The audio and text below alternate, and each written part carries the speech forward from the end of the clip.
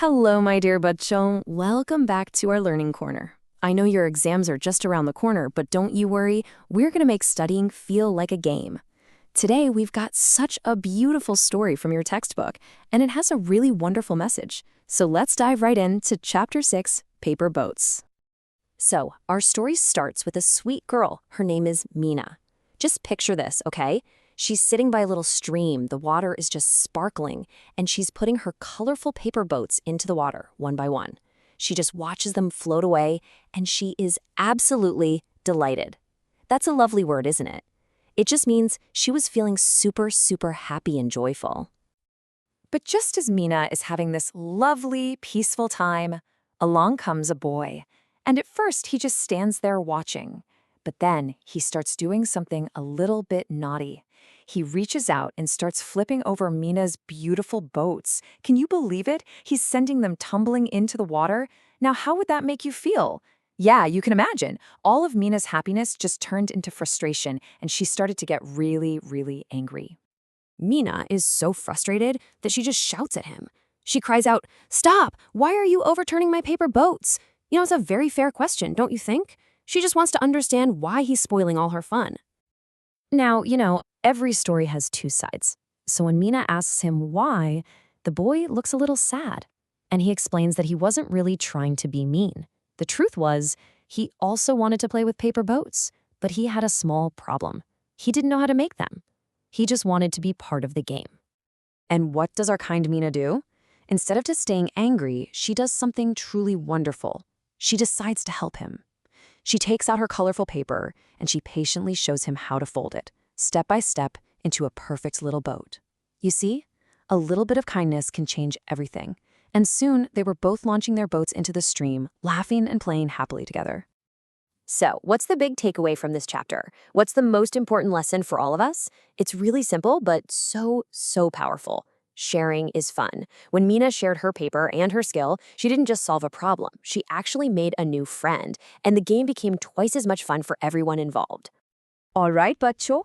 That story was just wonderful. But our learning isn't over just yet. It's time to open our new words treasure box and find some little gems that will make your English even better. Now pay close attention, because these words are really important for your exams. Okay, first step. Delighted, which means feeling very happy, just like Meena at the start. Next, we have several, which just means many, like Meena made several paper boats. Then there's overturning. That's what the boy was doing, flipping the boats over. A stream is just a small, gentle river. And watched means you looked at something for a while. Easy, right? Excellent. Okay, team, it's time to put your thinking caps on. Let's get ready for some exam practice. This is our Q&A round, where we'll go through the kind of questions you might see on your test paper. Are you ready? Let's do this.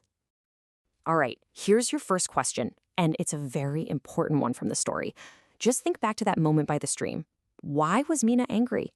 I'll give you a second to think about it. What was it that happened to change her happy mood?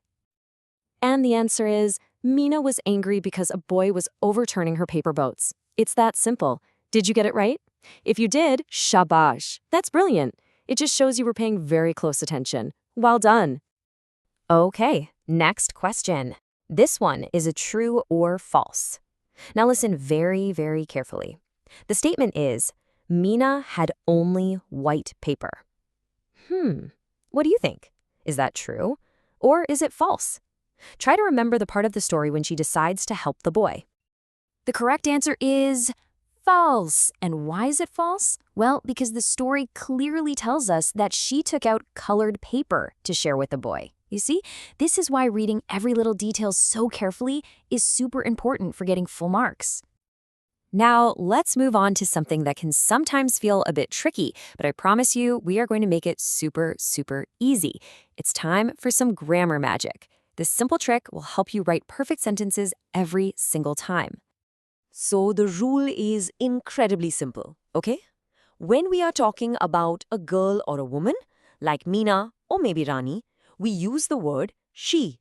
And when we talk about a boy or a man, like the boy in our story or maybe someone named Sahil, we use the word he.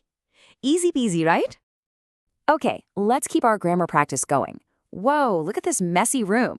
Let's play a quick game of I Spy and find out where everything is.